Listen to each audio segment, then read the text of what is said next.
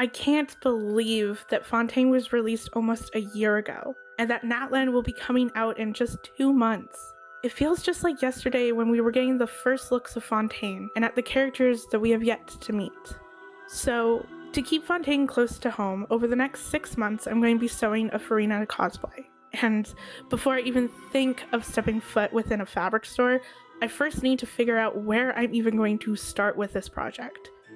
So to Google I go, to collect as many reference pictures as I can. I found these really cool character reference sheets that feature a whole bunch of different angles and different stages of her outfit. I took some of her official splash art and some dressing tutorials from a few different cosplay websites to give me a much better look at the different parts of the outfit.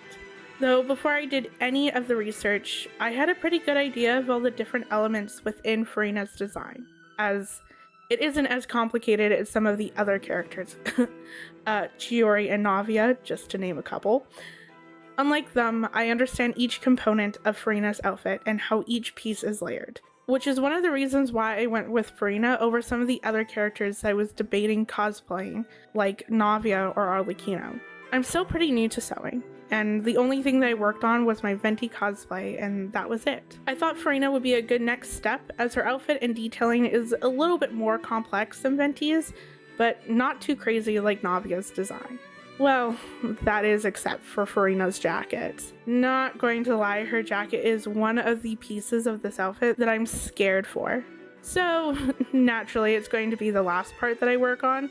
I'm definitely going to need some extra time to figure out all the design elements and where all the extra fabric goes. Though, no matter how scared I am to work on it, I'm also very excited for the challenge that it will no doubtably bring. However, that's a future me problem, so there's no need to stress about it right now.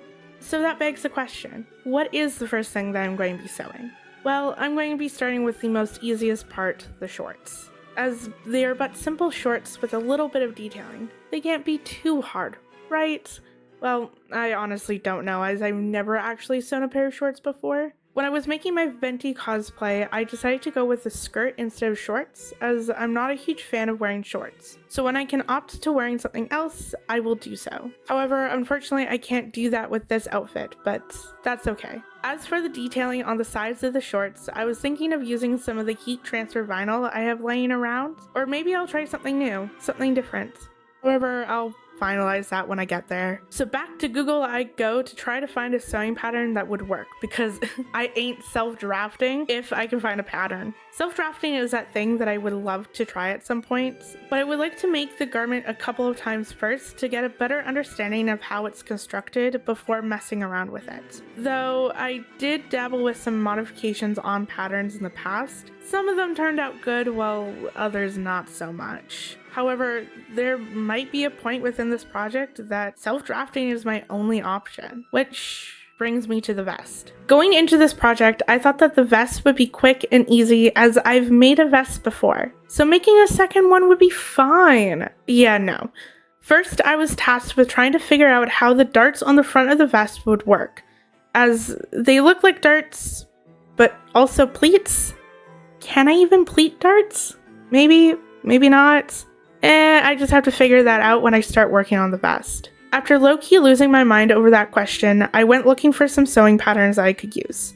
I didn't expect to find something that would look identical, though I was hoping for a sewing pattern that I could modify, but I didn't even find that. However, I'm not going to give up that easily. All I need is a few late-night YouTube and Googling sessions, and fingers crossed that I can find something. If not, I'm going to have to learn to self-draft a lot sooner than I expected. Moving on to the last piece that I'm going to be planning out in this video, as I don't want to get too overwhelmed trying to plan out all the little bits and bobs within this project, which is going to be the undershirt with the ruffle cuffs. I kid you not, besides the shorts, the undershirt is going to be the most easiest thing I'm going to have to sew for this project. Even the button-up shirt that I made for my Venti cosplay, which also had ruffle cuffs, was a lot harder than what it's going to take to sew this shirt, as this shirt is but a simple turtleneck. I bet I could even sew this in my sleep.